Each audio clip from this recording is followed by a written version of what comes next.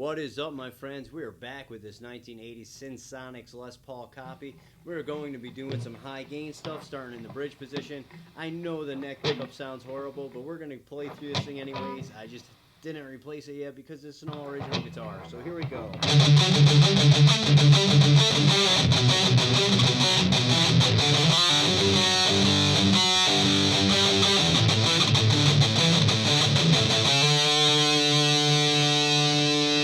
This thing has sustain for days. Alright, here we go, middle position.